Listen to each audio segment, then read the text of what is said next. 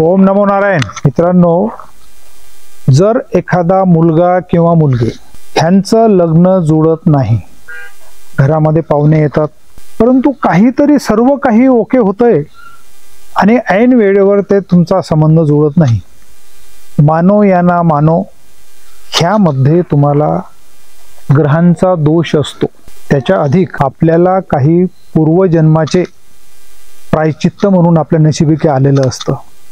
तर मित्रांनो, हे सर्व आम्ही आमच्या शिवधाम सरकारमध्ये आल्यानंतर ज्यांच्या समस्या आहेत त्यांच्यासोबत ज्यावेळेस आम्ही त्यांचं दर्शन करतो, त्या दर्शनमध्ये त्यांच्या डोळ्यांकडे बघितल्यानंतर, त्यांचे शरीर प्रकृती बघितल्यानंतर हे आहे ह्या सर्व गोष्टी लक्षात येतात.